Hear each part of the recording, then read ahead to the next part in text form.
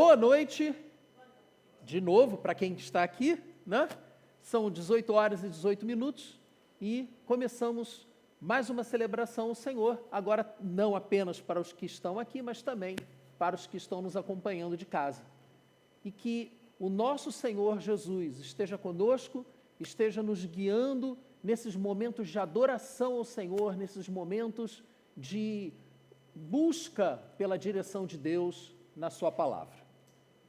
Em nome de Jesus. Vamos adorar ao Senhor.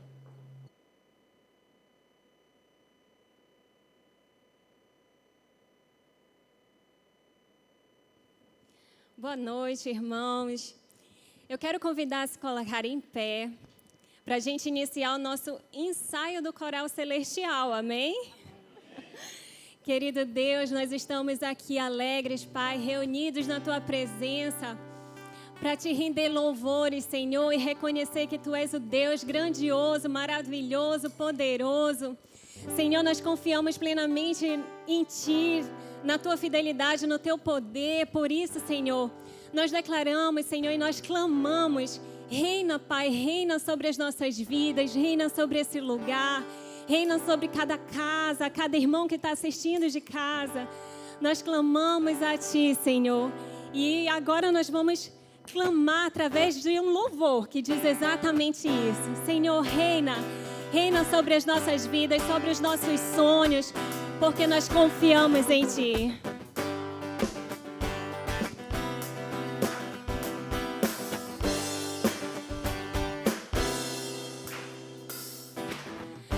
Sobre toda a terra Tu és o Rei, sobre as montanhas e o pôr do sol, uma coisa só, meu desejo é vem reinar de novo em mim, reina em mim, com Teu poder, sobre a escuridão, sobre os sonhos meus, Tu és o Senhor de tudo que sou. Vem reinar em mim, Senhor.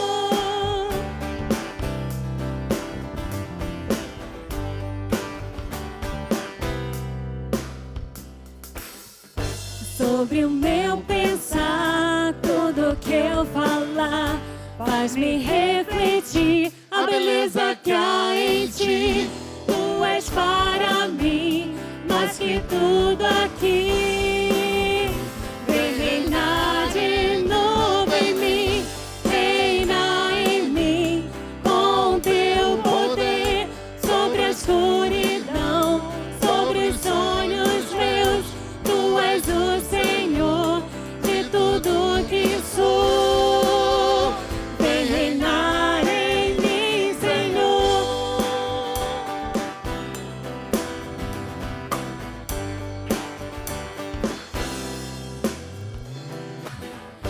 Sobre o meu pensar, tudo que eu falar, faz-me refletir a beleza que há em Ti. Tu és para mim mais que tudo aqui. Vem reinar de novo em mim, reina em mim, com Teu poder, sobre a escuridão, sobre os sonhos meus. Tu és o Senhor de tudo que sou. Vem reinar em mim, Senhor. Reina em mim, com Teu poder, sobre a escuridão.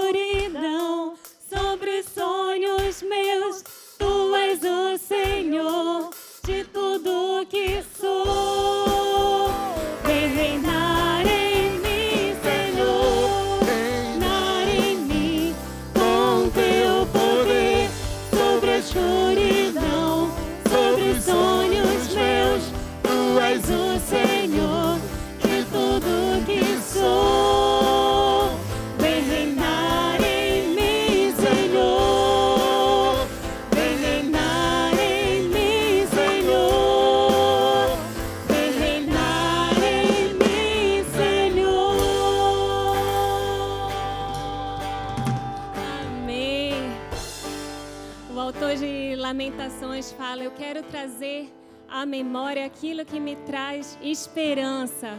O que traz mais esperança do que trazer à memória o grande Deus que é o nosso Deus, que não nos abandona, um Deus de promessa, que permanece com os seus olhos atentos às nossas necessidades, que colhe as nossas lágrimas, é um Deus presente, um Deus que atende as nossas orações. O que nos traz mais esperança do que ter a certeza de que nós servimos o Deus vivo e fiel? Vamos louvar ao Senhor esse cântico com toda a alegria do nosso coração, com todo entusiasmo, porque é exatamente isso que Ele diz. Sei que os teus olhos, sempre atentos, permanecem em mim,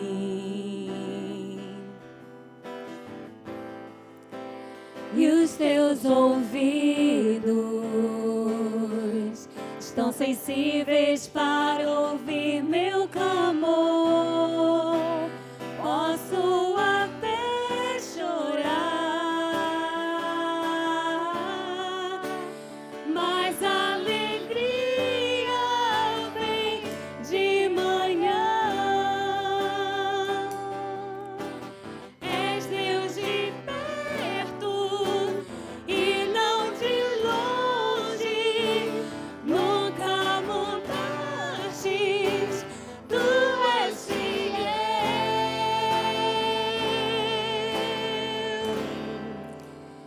Deus de aliança, Deus de promessas, Deus que não é homem pra mentir. Tudo pode passar, tudo pode mudar, mas tua palavra vai se cumprir. Aleluia! Sei que os teus olhos, sempre atentos, permanecem em mim, e os teus ouvidos estão sensíveis para ouvir meu clamor. Posso até chorar, mas a alegria vem de manhã.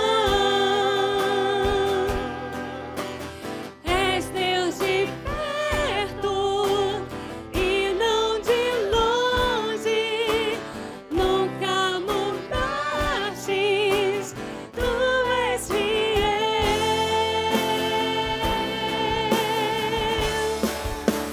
Deus de aliança, Deus de promessas, Deus que não é homem pra mentir.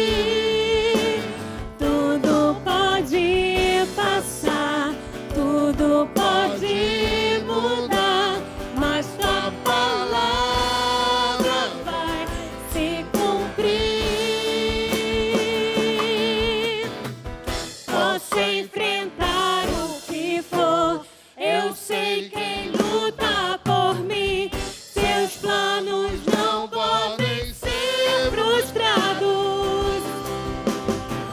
Minha esperança está nas mãos do grande eu sou. Meus olhos vão ver o impossível acontecer.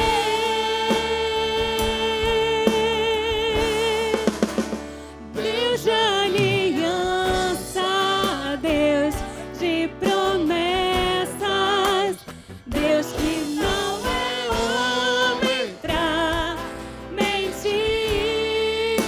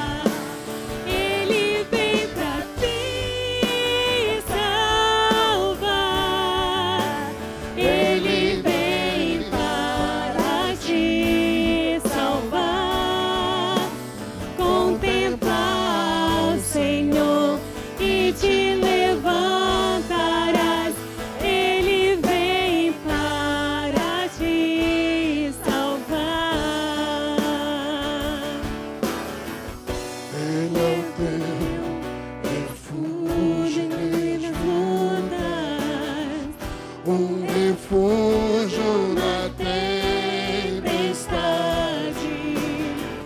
uma torre na tristeza, fortaleza em meio às batalhas.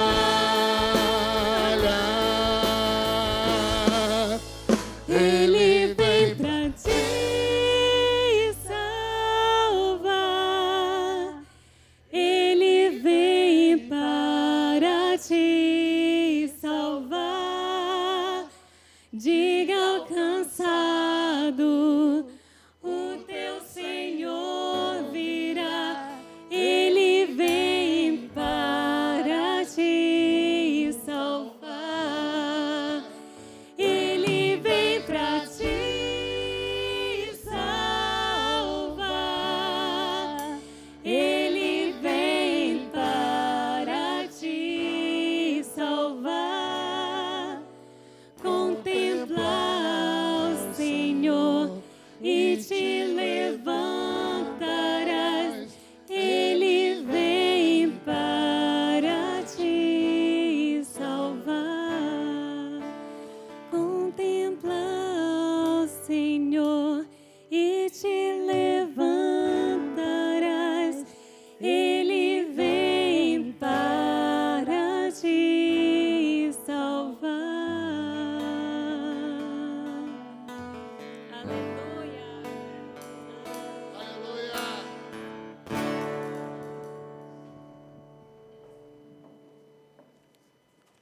Deus é maravilhoso. Amém? Pode se sentar. Nós continuamos esse momento de adoração a Deus, agora de uma outra forma. Nós apresentamos ao Senhor nossos pedidos de oração e com isso nós adoramos ao Senhor, porque estamos reconhecendo o seu poder, o seu amor, o seu interesse por nós ao vir ao encontro das nossas necessidades. Nós também adoramos quando apresentamos os nossos motivos de agradecimento. Nós reconhecemos o que Ele tem feito por nós e adoramos ao Senhor com os nossos comentários. Então, se você quiser, você que está aqui, pedir um cartão de conexão para colocar o seu motivo de oração, o seu agradecimento, o seu comentário. Mas se durante a semana, e você que está em casa, tiver necessidade de enviar uma mensagem para nós, tem ali o telefone do nosso WhatsApp. Mas faz parte ainda desse momento de adoração a devolução das primícias, os dízimos e das ofertas que mantém essa nossa família igreja funcionando, essa estrutura. Mas nós não ficamos apenas na manutenção da casa de Deus. É importante, é necessário, mas nós vamos além. E é por isso que temos duas contas, além da conta da orla, que é para essa parte mais administrativa, burocrática, nós temos a conta do coração social.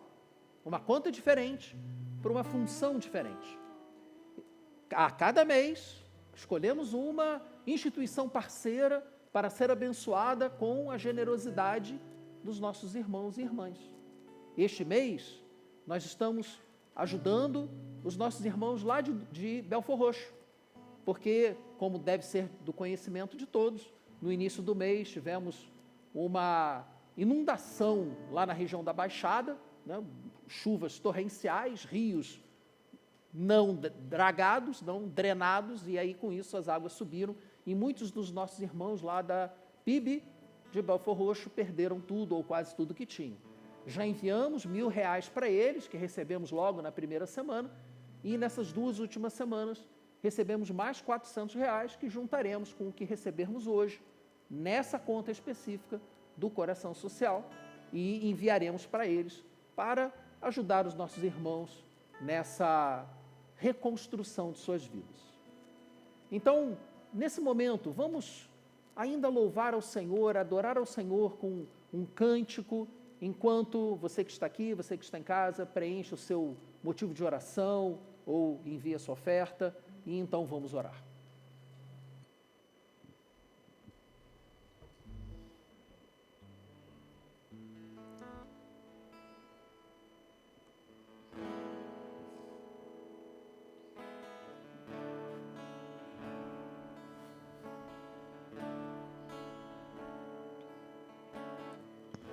Eu tenho um Deus que não vai deixar essa luta me matar, o desespero me tomar.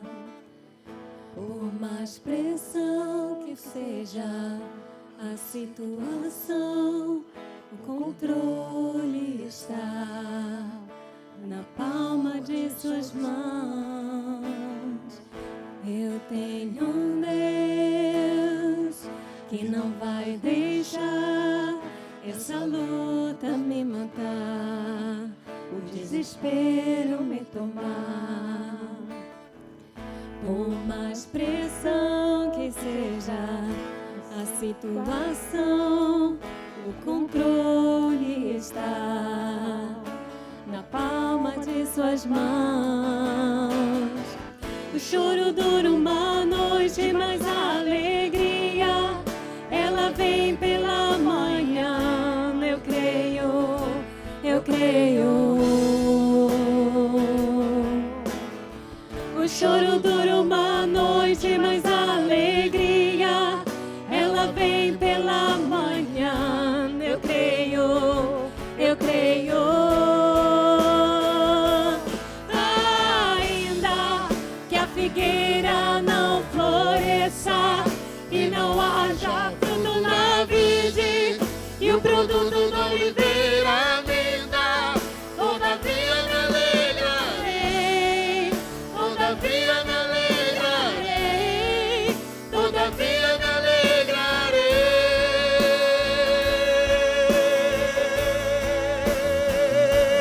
Ainda que a figueira não floresça e não haja fruto na vide e o produto da oliveira minta, todavia me alegrarei, todavia me alegrarei, todavia me alegrarei.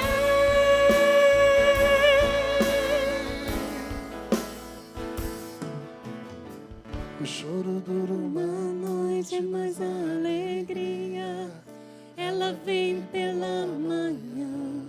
Eu creio, eu creio.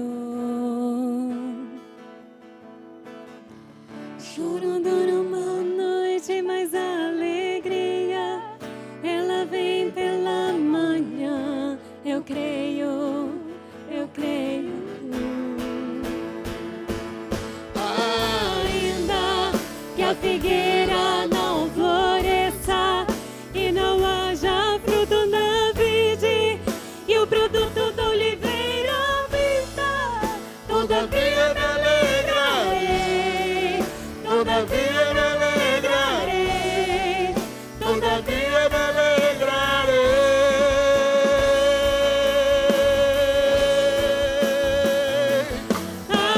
Ainda que a figueira não floresça e não haja fruto na vide e o produto da oliveira minta, todavia me alegrarei, todavia me alegrarei, todavia me alegrarei.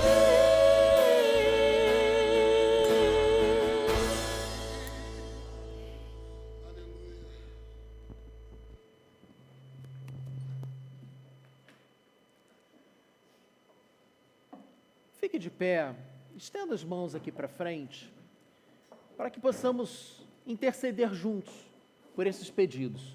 Eles já são do conhecimento do nosso Deus, antes mesmo de formularmos os nossos pedidos, de os escrevermos aqui nesses cartões, eles já eram do conhecimento do Senhor. Mas Ele nos instrui a apresentar os nossos pedidos ao Senhor com fé, crendo que Ele nos atenderá. Pai amado, elevamos a Ti, Senhor, esses pedidos, os outros que forem encaminhados para o nosso WhatsApp, porque para o Senhor nenhuma dessas tecnologias é novidade, nada disso o surpreendeu, e nós estamos nos adaptando a essas ferramentas que nos ajudam a Te servir e servir aos nossos irmãos ainda melhor. Então eu te peço, Pai, olhe para cada um dos nossos irmãos, Teus filhos, que estão passando por necessidades nesse momento, seja necessidade material, emocional, física. Cura, Senhor, aquele que está passando por um momento de doença em sua vida, em sua casa. Eu te peço, Senhor, vem abençoar teus filhos com a cura, com a libertação e com a provisão, Senhor. Abençoa essa casa também, Pai, para que possamos continuar elevando a Ti o nosso clamor e a nossa adoração. Abençoa também esses recursos que já vieram às nossas mãos, já abençoados por Ti, que eles sejam utilizados com sabedoria, para que o nome do Senhor seja glorificado. Em nome de Jesus. Amém. Pode se sentar. E nós, como hoje é o último domingo do mês, ainda temos mais uma oração por fazer, porque no último domingo do mês nós oramos pelos aniversariantes. Então, no dia 1º, quem aniversariou foi a Fabrícia. Também aqui a Ana Maria fez aniversário no dia 1º, não esqueci. Gustavo, meu primo, no dia 3, não o Carlos Gustavo ali. Dia 6, Fernandinha. Dia 10, João Pedro, filho da Bianca. Dia 14, a Bianca. Dia 16, Marcelo do Amaral, nosso irmão lá da França. Dia 20, o Bento, que esteve aqui à tarde, né? Aliás, você que está em casa talvez não saiba, hoje foi uma tarde de brincadeiras aqui na orla, né? Bem aqueles lanches que as nutricionistas detestam, mas as crianças adoram e brincaram bastante. Bento esteve aqui conosco também, e junto com ele também a Júlia, que fez aniversário dia 20. E por último, dia 22, o Felipe. E mais alguém que eu não citei? Se você não foi citado, é porque nós não temos a data do seu aniversário. Você precisa nos avisar, entre em contato conosco, mande uma mensagem lá para o nosso WhatsApp, para que nós possamos atualizar o nosso cadastro. E aniversários de casamento, a mesma coisa, que nós possamos estar orando por vocês. Então, feche os seus olhos agora, vamos ter uma palavra de intercessão pelos nossos irmãos aniversariantes do mês. Senhor, eu te peço, Pai, como sempre tenho feito, que o Teu Espírito venha de uma forma especial sobre cada um desses nossos irmãos e irmãs, que citamos aqui os nomes, outros que estão em casa, que também são aniversariantes desse mês de abril. Eu te peço que o Teu Espírito venha lhes mostrar tudo aquilo que o Senhor fez por eles ao longo deste mês, ou melhor, deste ano que se completa agora, que eles completam em sua vida. Que o Senhor abra seus olhos para que eles possam enxergar a cada passo quando o Senhor esteve ali, os orientando, os protegendo, os livrando de problemas, os sustentando, para que haja memória de tudo aquilo que o Senhor tem feito por cada um de nós. E assim, nos momentos difíceis, possamos, como cantamos aqui, trazer à memória aquilo que nos traz esperança.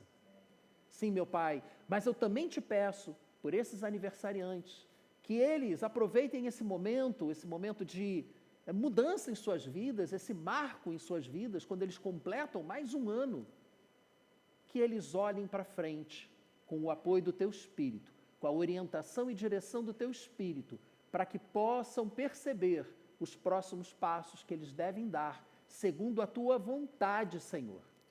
Mostra para eles qual é a Tua boa, agradável vontade. Em nome de Jesus. Amém. Amém. Muito bem.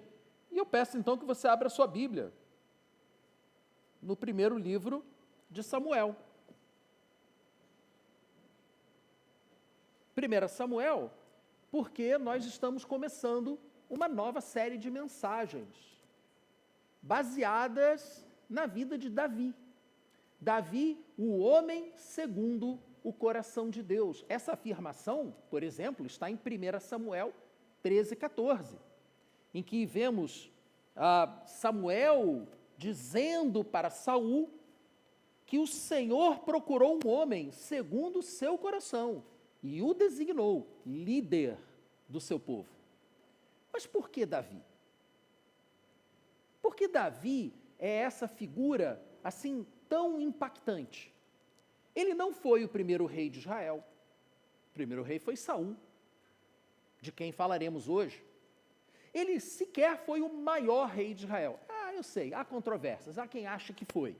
Mas, para a história, ficaram registrados de uma forma muito mais intensa os feitos do seu filho, Salomão, do que do próprio Davi. Então, podemos considerar que o rei Salomão foi ainda maior do que Davi. Então, Davi não foi nem o primeiro, nem o maior rei de Israel. E, no entanto, a Bíblia tem tantas histórias de Davi que só Jesus tem mais histórias na Bíblia do que ele. Ora, no mínimo, nós temos que parar e prestar um pouco de atenção à vida desse homem. Este homem segundo o coração de Deus. Porque os princípios, os valores que ele demonstrou possuir são princípios e valores que nós precisamos aplicar em nossas vidas também. Por quê? De que nos adiantaria ficar procurando detalhes sobre a vida de Davi para nos informar? Isso não vai mudar nossa vida. Informação é interessante, eu gosto muito disso, mas o que realmente transforma as nossas vidas é a aplicação dos valores, dos princípios de Deus que nos são apresentados pela palavra do Senhor. Então, nós vamos à palavra para buscar princípios. Por exemplo, eu creio que todo mundo aqui já ouviu falar de Davi. Qual história de Davi mais impactou você? Golias? Será? A luta contra o seu próprio filho, Absalão? Ou o que ele fez com a vizinha? Infelizmente, muita gente se lembra mais do que ele fez de errado do que ele fez de bom, não é verdade? Mas aí que está algo muito interessante na vida desse homem, segundo o coração de Deus. Até quando ele errava, ele demonstrava um tipo de atitude que nós também precisamos construir em nossa vida. É por isso que nos próximos 6 domingos, incluindo hoje, nós estaremos nos debruçando sobre a vida de Davi. Mas vejam, o próprio fato de Deus, naquele momento da história de Israel, estar precisando procurar um homem segundo o coração dele, exige de nós uma pequena contextualização histórica para que possamos entender o que aconteceu com o povo de Deus para que ele chegasse a essa situação em que Deus precisou mandar seu servo, seu intermediário, seu representante aqui na terra, Samuel, o profeta Samuel, o juiz Samuel, buscar por esse homem. O que estava acontecendo no reino de Israel? Bom, todo mundo que assiste as novelas da Record, não ganha nada para falar isso, é só um fato, né? Todo mundo que assiste as novelas da Record e lê a Bíblia, muito melhor, recomendo, certamente já ouviu falar que o povo de Deus esteve escravo no Egito. E ao sair do Egito, e para sair do Egito, precisou da ajuda de Deus. E Deus se manifestou por meio de um representante, Moisés. Deus levantou um representante dele, Deus, colocou o poder dele sobre esse homem, e esse homem foi lá e, no poder de Deus, conseguiu arrancar o povo de Deus do cativeiro do Egito. Guiou esse povo, liderou esse povo ao longo de 40 anos no deserto, mas não liderou da cabeça dele. Ele foi a Deus e buscou em Deus a direção necessária para guiar aquele povo. Ele era, volto a dizer, um representante de Deus, um intermediário. Moisés subiu ao Monte Sinai e de lá trouxe as tábuas da lei. E depois ainda foi ensinando o povo a montar, construir o tabernáculo e apresentou ao povo uma série de outras leis, que estão lá no Êxodo, Números, Levítico, Deuteronômio. Moisés morreu, porque se há uma certeza que todos temos, é que um dia iremos morrer. E Deus levantou um outro homem para liderar o povo, agora no processo de conquista da terra prometida, Canaã. Aí foi Josué. E Josué liderou o povo por mais um período de tempo. Concluíram a missão? Não concluíram, ficou algumas questões pendentes. E aí depois lemos no livro de Juízes que Deus precisava levantar representantes, que eram chamados de juízes, para guiarem o povo ao longo do tempo. Então isso tudo nós vemos na Bíblia. Vemos lá no Pentateuco a história de Moisés, depois lemos em Josué a história de Josué, em Juízes a história dos juízes. E quem foi o último juiz? O último juiz foi Samuel. Samuel foi o homem escolhido por Deus desde antes do seu nascimento. Vocês sabiam que Samuel, ele de certa forma representa Jesus? Ele foi escolhido antes do seu nascimento. Uma mulher estéril deu à luz aquela criança e a dedicou ao Senhor. A vida de Samuel era para Deus. Ele é um símbolo. E Samuel, então, passou a liderar o povo. O problema é que Samuel começou a envelhecer. Puxa, acontece com todo mundo, né? Não é só comigo. Todo mundo envelhece. E Samuel envelheceu. E aí o que fez Samuel? Ele passou a liderança do povo para os seus filhos,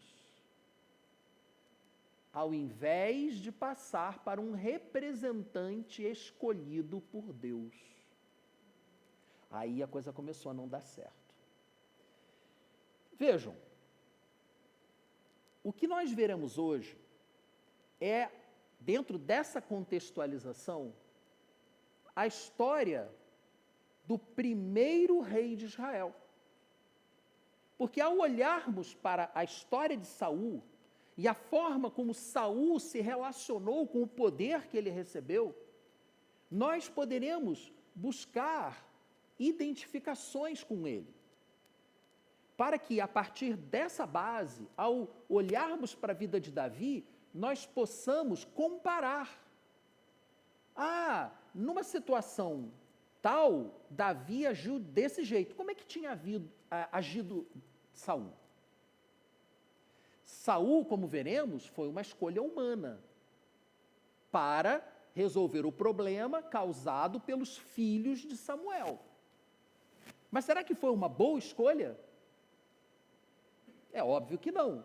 Senão não teria sido necessário que Deus buscasse um homem segundo o seu coração. Se Saul tivesse resolvido o problema, Deus não precisaria de Davi. Mas por que Saul não resolveu? E o que significa ele ser uma escolha humana?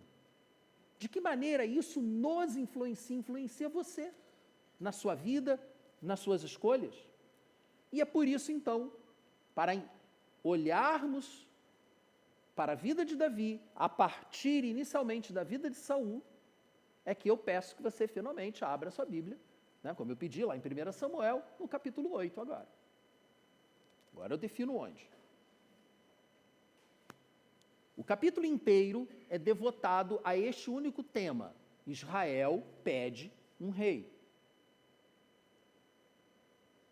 Eu não vou ler essas citações que eu vou apresentar, eu não vou ler toda. Eu apresento sempre qual é o conjunto inteiro da ideia para que você depois possa ler a passagem inteira. Mas ficaria muito longo se eu lesse todas as passagens. Então, vou focar aqui no que é mais importante para nós. Então, 1 Samuel 8. Quando envelheceu, Samuel nomeou seus filhos como líderes de Israel, mas eles não andaram em seus caminhos. Eles se tornaram gananciosos, aceitaram suborno e perverteram a justiça. Olha, então quer dizer que não é só agora que esse negócio de perverter justiça acontece? Ganância, que juízes se tornam gananciosos, não é só agora.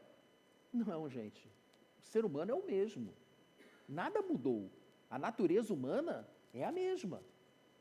Igualzinho. Se der poder para a pessoa e a pessoa não tiver o temor do Senhor, ela vai acabar abusando do poder que deram para ela. Nós vemos isso hoje no noticiário e vemos isso na Bíblia. Então, cuidado, porque o que você fará quando você tiver poder? É algo que a gente tem que parar para pensar e se analisar, pensar nisso. Versículos 4 e 5. Por isso, por conta dessa postura dos filhos de Samuel, as autoridades de Israel reuniram-se, foram falar com Samuel e lhe disseram: tu já estás idoso e teus filhos não andem os teus caminhos. Escolhe agora um rei para que nos lidere à semelhança das outras nações.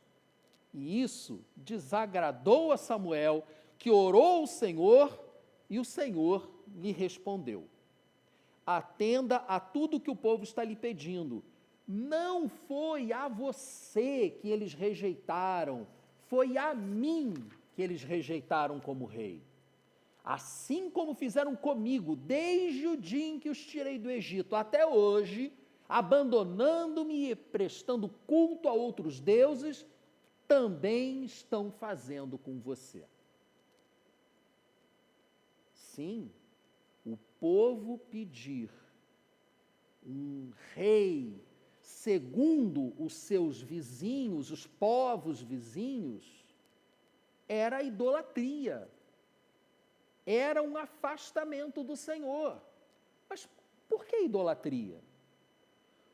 Porque eles não queriam viver diretamente debaixo da direção de Deus, numa teocracia. Eles queriam viver numa monarquia, que era como os outros povos ao redor deles viviam, liderados especificamente por um rei e seus descendentes. O restante do capítulo, Samuel tenta explicar para o povo as consequências de escolherem um rei. Mas não adianta. O povo está cego, porque o povo decidiu escolher segundo critérios humanos e não segundo os critérios sobrenaturais de Deus. E o que isso representa para nós? Ora, se nós somos muito parecidos com aquelas pessoas de 3.000 anos atrás, aproximadamente, nós também temos a tendência de escolher parecido com o que todo mundo está escolhendo, ao invés de escolhermos como Deus quer que façamos as nossas escolhas. Por isso eu te pergunto, quem é o líder da sua vida? Quem é o seu rei? Ah, não, Leonardo, não tem mais rei não, agora a gente vive numa democracia. Ah, tá, mas mesmo numa democracia você tem o seu líder, você tem aquela pessoa que você acredita que vai te representar de alguma forma, que vai exercer o poder em seu nome. Quem é o seu rei? E eu não estou falando de política, eu estou falando da sua vida, das suas escolhas espirituais. Você vai seguir qual orientação, qual direção? A direção da cultura? Todos os povos ao nosso redor têm rei. Todo mundo faz assim, por que eu não vou fazer também? Ou você vai seguir o que a palavra de Deus diz? Não faça isso, não faça aquilo, porque isso vai dar errado para você. Deus não é um estraga-prazeres. Quando Deus diz para a gente não fazer de determinado jeito, é que Ele já sabe que se a gente for por aquele caminho, a gente vai se dar mal. Então, para nos proteger, Ele fecha portas. Mas às vezes a gente não quer saber, quer tanto entrar por ali que Ele fecha uma porta e a gente pula pela janela. E se dá mal, normalmente. Porque se a vontade de Deus é boa, perfeita e agradável, se a gente vai por outro caminho, não vai ser bom, não vai ser perfeito e normalmente não é agradável. Por isso eu volto a lhe perguntar, quem é o seu líder? Você está seguindo a quem? É algo para você pensar também nisso. Uma boa forma de responder essa pergunta, mais diretamente, é você parando e analisando os critérios das suas escolhas. Como é que eu escolho? É baseado no que eu escolho? E aí eu peço que você avance um pouquinho agora para 1 Samuel. Eu quero chamar sua atenção aqui. Porque esse é o ponto que muitas vezes toca em nós. Escolhe para nós um rei que nos lidere, à semelhança de outras nações. É a influência do meio, a influência da cultura sobre nós, nos orientando nas nossas escolhas. Qual o resultado disso? 1 Samuel, capítulo 9, versículos 1 e 2. Havia um homem de Benjamim, rico e influente, chamado Quis. Ele tinha um filho chamado Saul, jovem, de boa aparência, sem igual entre os israelitas. Os mais altos dentre os israelitas batiam-lhe no ombro. Olha os critérios aqui expostos para nós. Dinheiro. Ele era um homem rico, a família dele era rica. Dinheiro. A família dele era influente. Poder. E o cara era grande. E o cara era forte. E todo mundo queria um rei que os liderasse na batalha. Aparência. Dinheiro, poder e aparência. Olha só, parece até que a gente está falando aqui de política agora, brasileira, né? Não é isso que a gente está vendo aí? Os seres humanos não mudaram, gente. Nós somos os mesmos.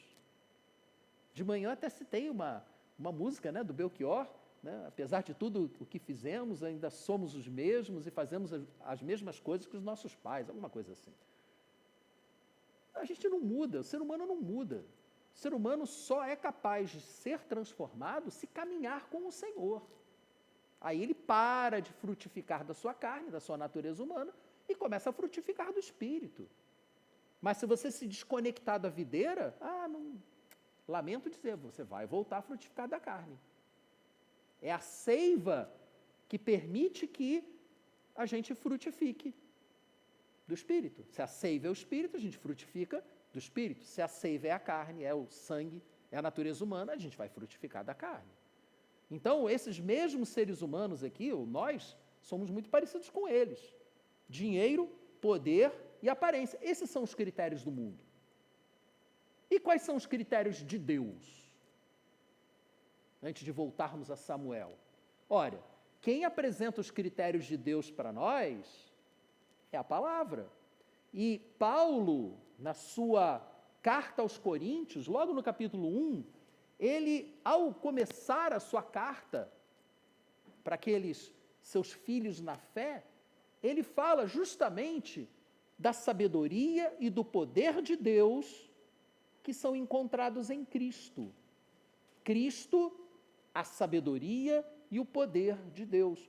Então, dos versículos 18 a 31 de 1 Coríntios capítulo 1, nós vemos ali os critérios de Deus. Mais uma vez, eu não vou ler tudo, mas versículos 26 e 27 nós lemos assim: Irmãos, pensem no que vocês eram quando foram chamados. Olha os critérios aqui, os critérios de Deus. Poucos eram sábios, segundo os padrões humanos. Poucos eram poderosos. Poucos eram de nobre nascimento, mas Deus escolheu as coisas loucas do mundo para envergonhar as sábias, escolheu as coisas fracas do mundo para envergonhar as fortes. E agora, versículos 28 e 29. Vamos ler juntos esse versículo, esses dois versículos?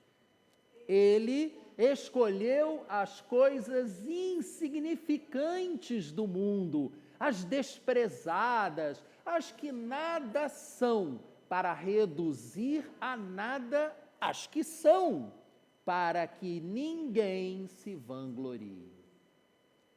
Quando fazemos a escolha dos homens, quando escolhemos Saul para nos liderar, nós estamos escolhendo segundo os critérios humanos. Mas quando nos voltamos para Deus, somos muitas vezes surpreendidos porque Ele nos orienta a fazer uma escolha que não parecia ser a escolha correta. Mas eu vou escolher isso. Isso é tão pequeno, isso é tão insignificante.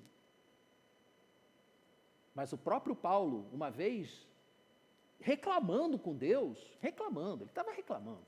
Senhor, não aguento mais, estou aqui pedindo. 3 vezes é uma forma de falar, tá? Ele pediu muitas vezes. Senhor, tira de mim esse espinho na minha carne. Ah, Senhor, me livra. Baixa a bola aí, cara. Não vou tirar, não. Você tem que aprender que o meu poder se aperfeiçoa na fraqueza. Se eu te livro desse espinho, você vai começar a achar que está fazendo tudo sozinho. Não. E muitas vezes eu fico pensando assim, se ficasse tudo bem, eu fatalmente iria buscar menos a Deus. Então Ele deixa que venham as lutas para que eu faça aquilo que é mais importante, que é buscar a presença dEle. Pense nisso. E então, voltamos agora para Saul, a escolha humana, mais especificamente, porque vimos os 2 padrões, os 2 tipos de critérios. Os critérios humanos, poder, riqueza, influência, aparência.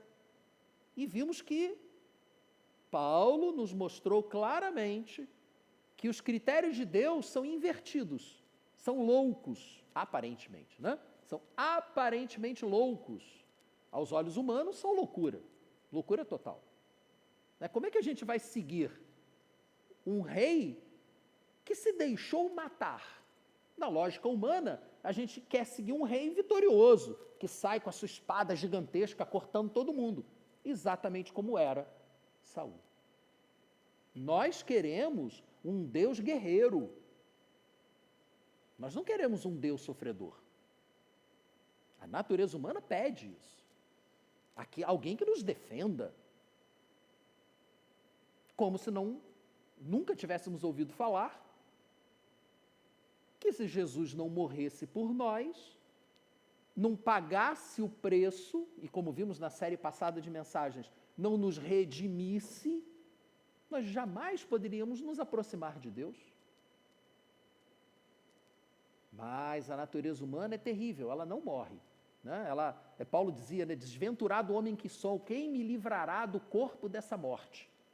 Ou seja, Paulo também lutava com a sua natureza humana. Se ele lutava, imagina a gente. Quando eu caio de novo, eu penso assim, Senhor, não estou no jeito mesmo, né? Bom, mas se Paulo também caía, então não estou sozinho. Vamos lá, vamos começar de novo.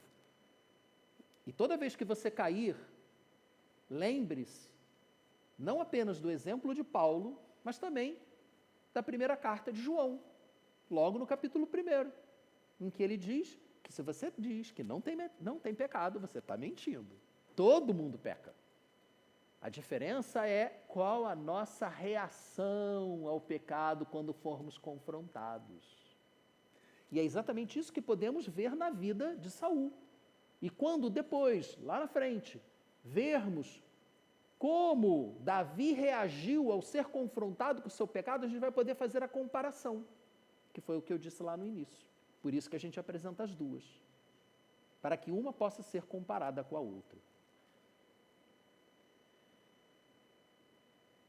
Nós utilizamos naturalmente os critérios humanos e o povo que foi a Samuel pedir um rei usou esses mesmos critérios. E aí nós vemos lá nos capítulos 9 e 10 de 1 Samuel, nós lemos os versículos 1 e 2 de 1 Samuel, capítulo 9, em que os critérios foram apresentados, e o restante do capítulo 9 e mais o capítulo 10 são justamente o processo de escolha de Saul. E esse processo, lá no finalzinho do capítulo 10, acabou de uma forma hilária. Saul já tinha sido avisado por Samuel que ele seria o próximo rei. Aí Samuel convoca o povo para apresentar ao povo a sua escolha, o próximo rei. E o que faz Saul? Ele se esconde.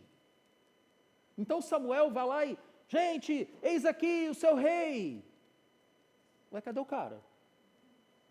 Gente, alguém sabe onde é que está Saul? Vamos lá, gente, vamos procurar Saul. Foi abduzido, cadê o Saul? Aí, está aqui, escondido aqui nas bagagens. Esse seria o próximo rei. O cara era... E aí quando ele vem e se junta a Samuel, né, todo tímido, o texto reafirma que não tinha ninguém ali cuja cabeça chegasse no ombro dele. Ele se sobressaía a todo mundo. E mesmo assim, ele tinha baixa autoestima. Olha só que coisa estranha. O cara tinha tudo para ter uma autoconfiança fantástica, mas o texto vai nos mostrar que ele tinha baixa autoestima. Ele não confiava em si mesmo. Ele muitas vezes seguia a voz dos outros, ao invés de seguir a voz de Deus.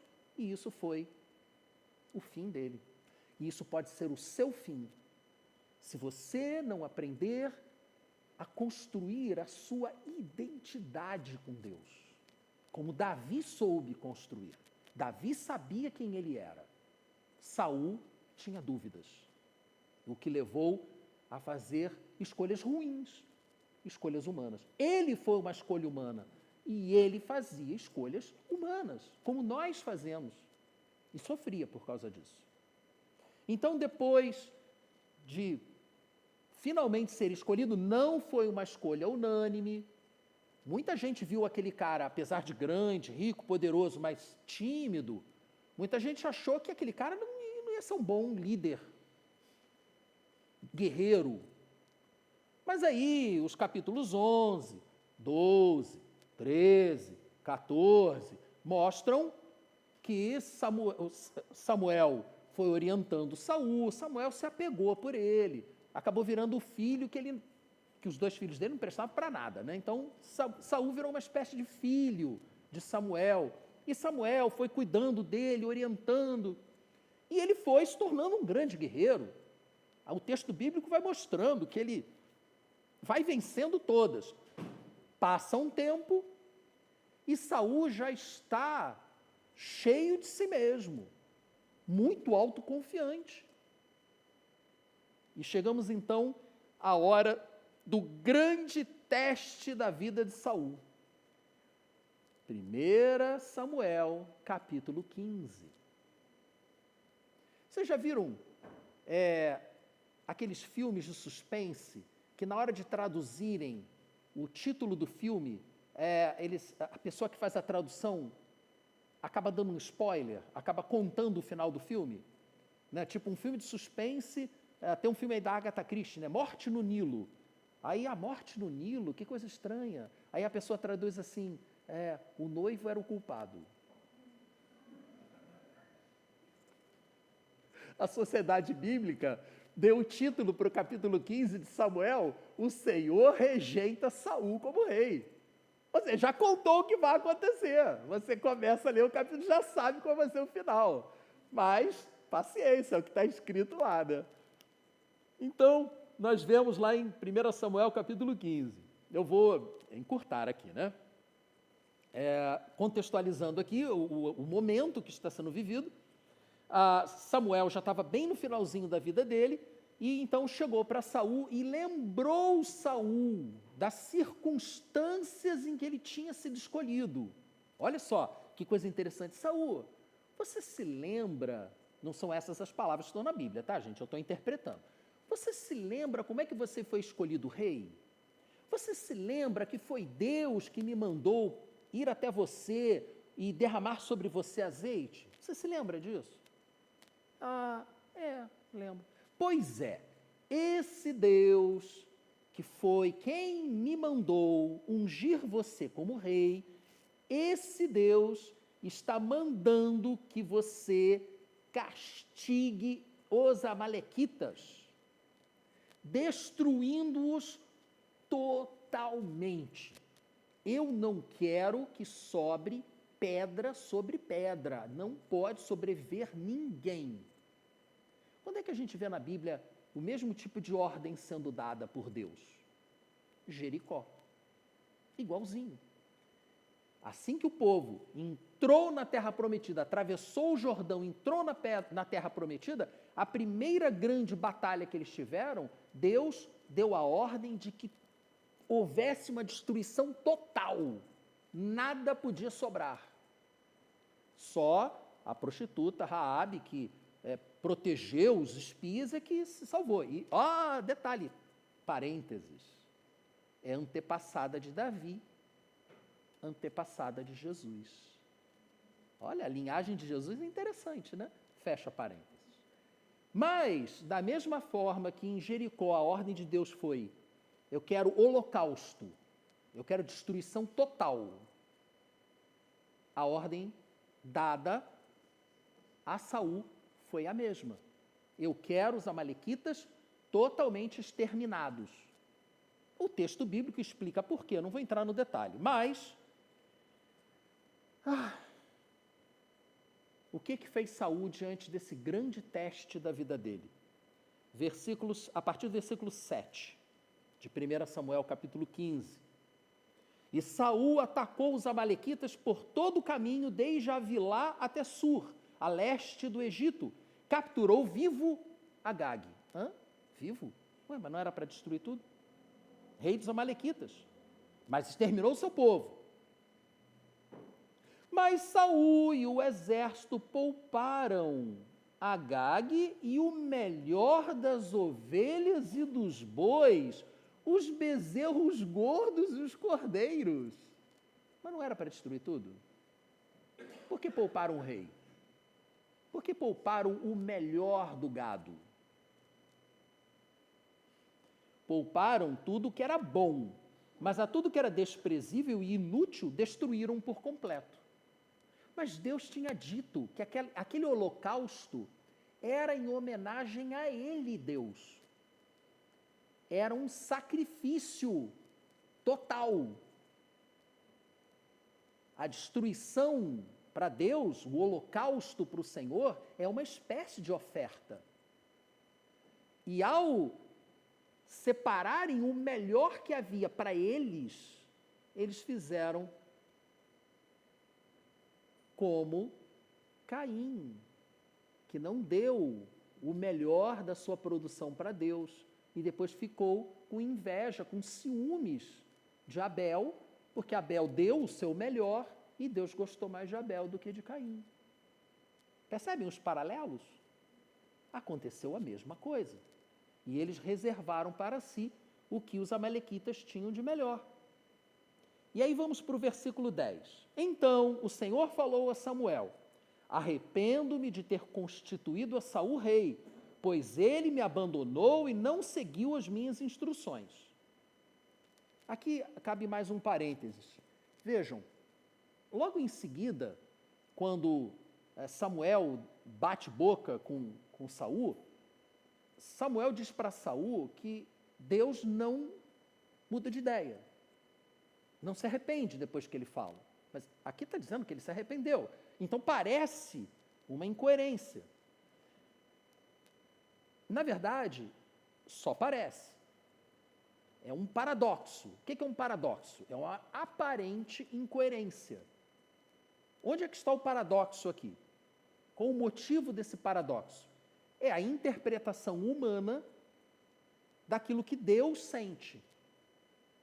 Quando a gente diz que Deus tem mãos, né, é um antropomorfismo. Você está atribuindo a Deus a forma humana. Antropo, humano, morfos, forma. Antropomorfismo, atribuir a forma humana a Deus. E existe o antropopatismo, que é quando você atribui a Deus os sentimentos humanos. Patóis é sentimento. É como você se sente em relação a determinadas coisas. Patologia. E a Bíblia, quando os profetas ouvem as coisas de Deus, eles interpretam a fala de Deus segundo A natureza humana. E aí você vê Deus se arrependendo. Deus não se arrepende, porque Ele sabe tudo o que vai acontecer. Simples assim. Ah, mas a Bíblia está dizendo que ele se arrependeu. A Bíblia está dizendo que Samuel entendeu dessa maneira. Então, Deus, ao escolher Saul, segundo os critérios humanos, Deus, ao permitir que o povo escolhesse Saul segundo os critérios humanos, já sabia perfeitamente que Saul ia fazer besteira. Ele já sabia. Deus não pode ser surpreendido. Você não será capaz de surpreender Deus com a sua escolha errada. Ou vocês acham que Deus foi surpreendido pela escolha homicida dos irmãos de José? Não, absolutamente. José foi parar no Egito como escravo porque era exatamente o que Deus queria que acontecesse. E para isto, ele contou com a escolha homicida dos irmãos de José. Mas ele foi lá, interviu e tocou no coração do mais velho e falou assim, se você deixar os teus irmãos matarem, a culpa vai ser sua, porque você é o mais velho. Aí o mais velho, Rubens, parou e pensou assim, se eu deixar matar, vai ficar ruim para mim, diante de Deus. Aí o temor do Senhor tomou conta do coração de Rubens, não, mata não, vamos só vender como escravo. Mas José reconheceu, não sei quantos capítulos depois, lá em Gênesis capítulo 50, que eles realmente intentaram o mal contra ele, mas Deus transformou o mal em bem. Deus já sabia o que os irmãos de José iam fazer, o que Potifar ia fazer, e que a Patifa, da mulher do Potifar, fez, entendeu? Deus já sabia isso, fazia parte do plano dele. Deus já sabia o que Saul ia fazer. Deus já tinha o seu escolhido. Mas primeiro o povo tinha que poder escolher segundo seus próprios critérios, para que depois houvesse a comparação. E a mesma coisa acontece conosco. Ele deixa a gente escolher errado, para a gente quebrar a cara e descobrir que, Senhor, quebrei a cara. Puxa, que surpresa, hein? Que surpresa. Então, não entendam de forma literal que Deus se arrependeu daquela escolha. É apenas uma forma humana de interpretar o sentimento de Deus diante daquela situação. Mas Samuel ficou muito, muito irado e clamou ao Senhor durante aquela noite. E de madrugada, versículo 12, Samuel foi ao encontro de Saul e lhe disseram, Saul não está aqui não, ele foi para o Carmelo. Você lembra onde é o Carmelo? Aquele monte que ficava à vista de meio Israel, metade do território de Israel conseguia enxergar o Carmelo. Foi onde Elias depois teve aquela luta com os profetas de Baal, lá no alto do Carmelo, um lugar bem proeminente, de destaque. E o que Saul foi fazer lá no alto do Carmelo? Será que ele foi agradecer a Deus pela vitória que ele teve sobre os amalequitas? Não, olha só o que ele fez.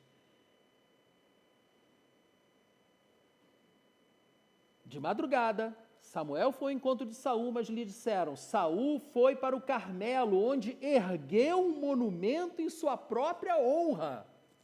Ele foi erguer um monumento em sua honra no lugar mais alto de Israel. Subiu ali o Corcovado, derrubou lá o Cristo Redentor e levantou uma estátua dele, o apóstolo.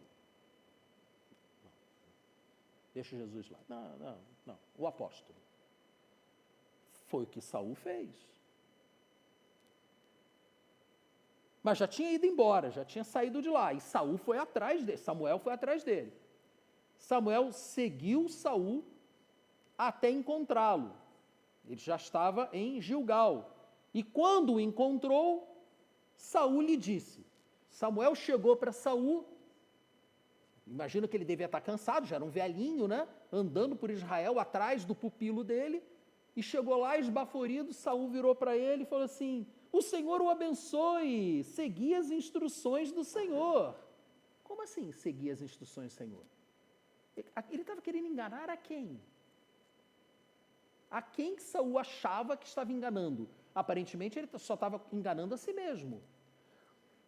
E Samuel ouviu aquilo, imagino, eu gosto de me colocar no lugar das pessoas, das personagens bíblicas, né? Eu fico pensando assim, esse cara está de brincadeira comigo.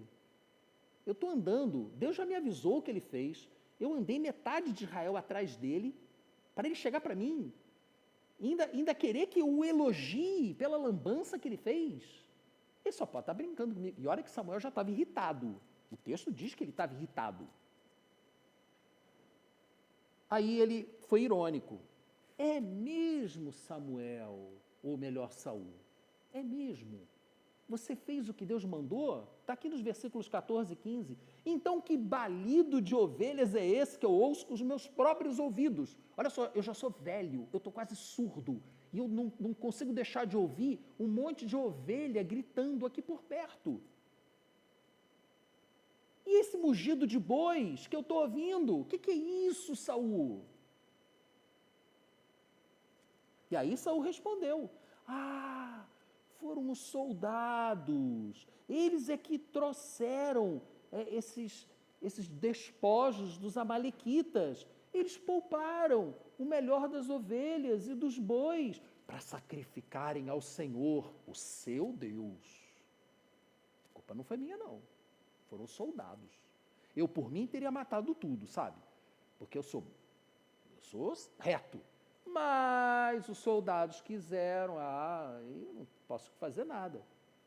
Sabe quem deu uma desculpa parecida com essa? Quem estava aqui de manhã já ouviu, né? Então não conta não. Então, Eva e Adão antes dela, você lembra lá em Gênesis capítulo 3? Deus vem passear no jardim, cadê os dois? Adão, Eva, aí os dois escondidos. Estou vendo vocês aí, cara, tá maluco? Você acha que eu não vou te ver? Está se escondendo por quê? Porque a gente está nu. Quem falou para vocês que vocês estão nu?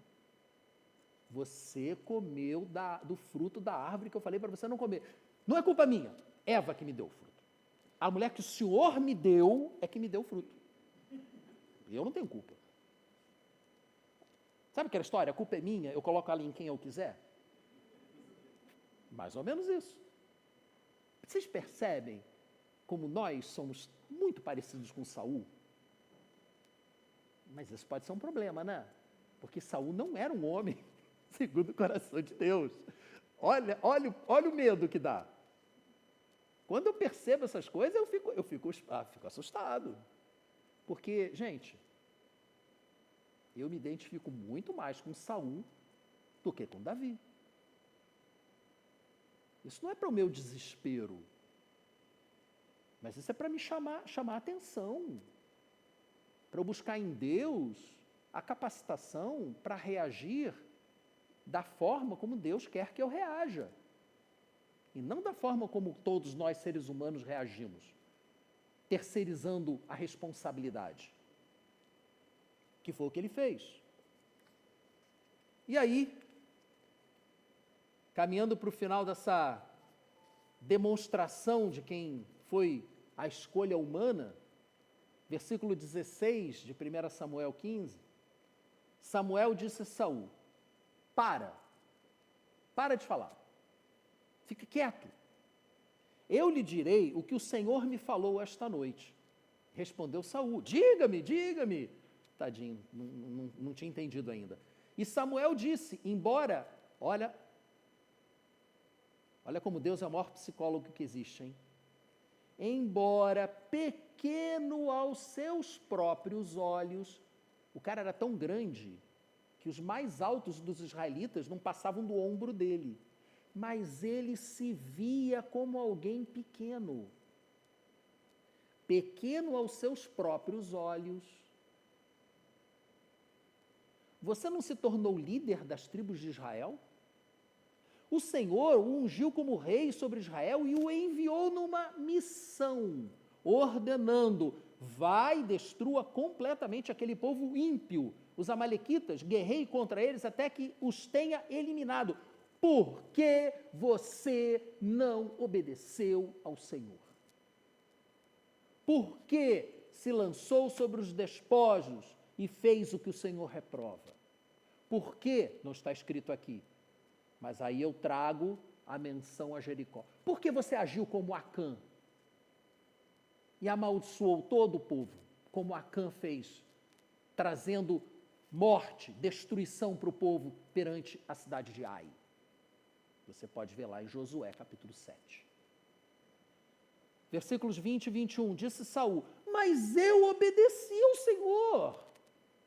Gente, a que ponto a gente é capaz de chegar com essa negação, essa coisa louca, de não reconhecer a realidade? Percebam, essa pode ser a sua reação quando confrontado com o pecado, mas eu fiz tudo direitinho. A culpa não é minha. E nós veremos daqui a alguns domingos qual foi a reação de Davi quando foi confrontado com o próprio pecado. E foi muito diferente dessa daqui. Eu obedeci ao Senhor, eu cumpri a missão que o Senhor me designou, eu trouxe Agag, o rei dos Amalequitas, mas exterminei os Amalequitas. Os soldados, não fui eu não, hein? Os soldados tomaram ovelhas e bois do despojo, o melhor que estava consagrado ao Senhor para destruição, a fim de os sacrificarem aqui. Não, a gente deixou de destruí-los lá para o Senhor, porque a gente vai destruí-los aqui para o Senhor. Com certeza. Trouxeram aquele monte de boi e ovelha, tudo gordinho, para matar aqui, em vez de matar lá. É isso? Será que Saul realmente acreditava nisso? A capacidade que a gente tem de mentir para nós mesmos é uma coisa fantástica, né? E aí, Samuel respondeu, versículos 22 e 23. Acaso tem o Senhor tanto prazer em holocaustos e em sacrifícios, quanto em que se obedeça a sua palavra? E aí, ele diz na segunda metade do versículo 22, a obediência é melhor do que o sacrifício e a submissão melhor do que a gordura de carneiros. E diz mais, pois a rebeldia é como o pecado da feitiçaria e a arrogância como o mal da idolatria. Ele pegou duro. Jogou duro com Saul. E aí, a consequência disso tudo foi que, na sequência disso aí, ele diz, Samuel para Saul, assim como você rejeitou a palavra do Senhor, ele o rejeitou como rei. 1 Samuel 15, segunda metade do versículo 23. Aí a ficha caiu. Aí Saul se deu conta das consequências do que ele tinha feito. E aí então ele virou e disse, pequei, violei a ordem do Senhor e as instruções que você me deu, tive medo do soldado. Percebem que ele continua tentando se justificar? Tive medo dos soldados e lhes atendi. Agora eu lhe imploro, perdoe o meu pecado, volte comigo para que eu adore o Senhor. Será que isso realmente foi um arrependimento? Ou isso foi mais uma tentativa de fugir das consequências das suas escolhas humanas?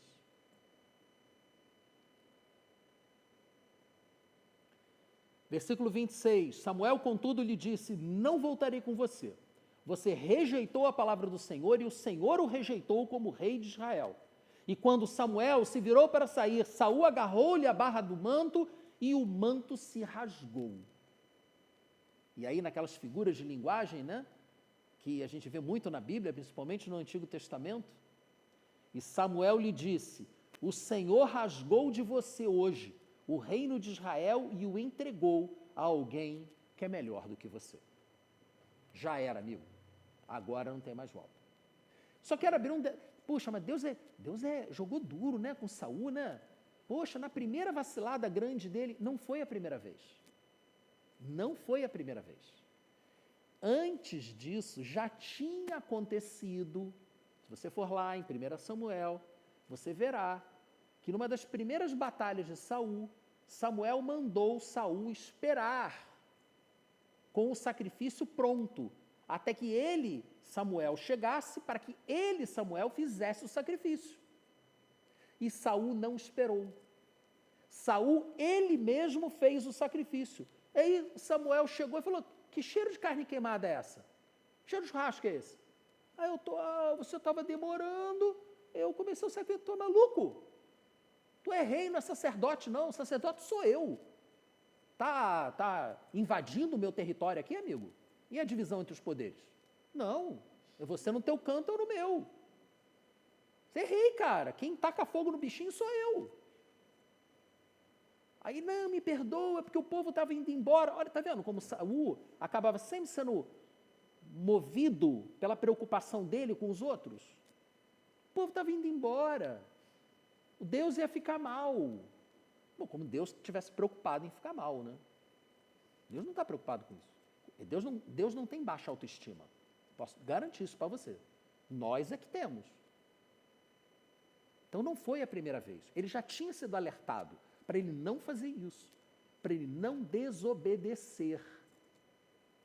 E ele desobedeceu. E ele, como rei, ele era o responsável pelo povo. E ao desobedecer, ele fez o povo todo pecar junto com ele. E aí, dessa vez, não teve mais jeito. Concluindo, meus irmãos, Saul representa a escolha humana. Ele representa você, eu. Ele agia como nós agimos, e ele foi fruto de uma escolha de pessoas que agiam como nós agimos. A partir dos próximos domingos, nós veremos como Davi agia. Nós acabamos de ver Samuel dizendo que Deus já havia entregue o reino de Saul para alguém que era melhor do que ele. Esse será Davi. Domingo que vem, nós estaremos aqui juntos. Quer dizer, na verdade, eu não estarei. Tá? Eu estarei envolvido numa atividade da minha turma, então no final de semana que vem eu não estarei. Mas a igreja estará, teremos ceia normalmente, e vamos clamar ao Senhor para que Ele mude o nosso coração, para que sejamos como Davi, não como Saul. Então no domingo que vem, venha, participe da ceia, abrace o seu irmão. Mas hoje eu quero orar com você. Quero orar com você porque vimos que é muito fácil, o normal é sermos guiados pelos valores humanos, pela aparência, pelo poder, pela riqueza. Isso nos leva a não conseguirmos fazer as escolhas segundo a vontade de Deus, as escolhas certas.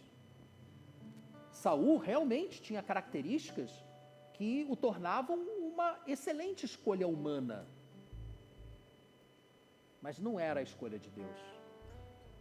E ele acabou falhando quando submetido a um teste de fidelidade. Porque a confiança dele não vinha do Senhor. A confiança dele vinha justamente de como seus soldados o viam. Vinha dos resultados daquilo que ele fazia. E nós precisamos tomar muito cuidado com isso. Porque isso acontece conosco também. Ele tinha que ter obedecido ao Senhor, ele tinha que ter confiado no Senhor, mas ele preferiu ouvir as vozes que o cercavam. E você? Você vai confiar no Senhor? Você vai andar segundo a orientação, a direção de Deus? Ou você vai ouvir a cultura? Vai ouvir as vozes que te cercam? Como será seu coração? Segundo o coração de Deus ou segundo o coração dos homens? Vamos orar para que o Senhor mostre para você o que Ele quer de você. Pai amado, eu te agradeço por essa noite, eu te agradeço pela vida dos teus filhos, por cada um de nós que está aqui na tua casa, e te peço que o teu Espírito venha falar aos nossos corações, venha mostrar a cada um de nós escolhas erradas que fizemos ou que estamos prestes a fazer. Alerta, Senhor, chama a nossa atenção, mostra se o nosso pé está se desviando do teu caminho. Que a tua palavra seja uma lâmpada para iluminar o nosso caminho e nos mostrar para onde devemos seguir. Não nos abandone, Senhor, pois somos falhos, somos pó, somos incapazes de seguir a tua vontade pela nossa própria força, mas aí nos elevamos a ti em oração e clamamos ao Senhor, porque cremos que o Senhor colocou em nós o desejo de te seguir e o Senhor é poderoso para nos capacitar a andar segundo a tua vontade. Pega os nossos corações, Senhor, eu te peço. Fala conosco. Perdoa, Senhor. Perdoa a cada um de nós, mas transforma nossas vidas. Em nome de Jesus. Vamos adorar o Senhor mais um pouquinho? Teus olhos revelam que eu nada posso esconder, que não sou nada sem ti, ó fiel Senhor.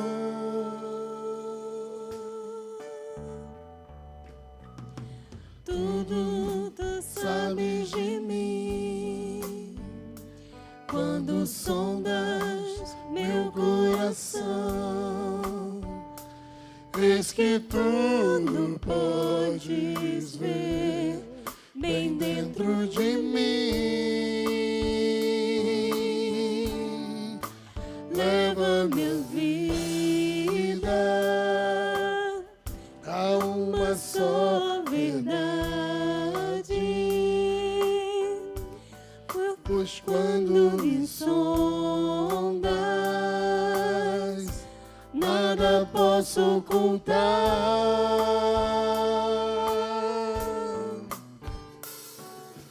Sei que a tua fidelidade leva minha vida mais além do que eu possa imaginar.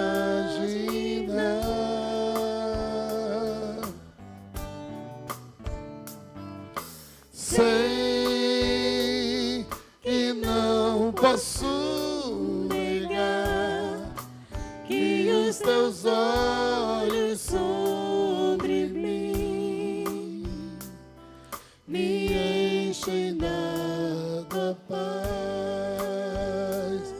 Eu sei, Senhor, sei que a tua fidelidade leva minha vida mais além do que eu possa imaginar.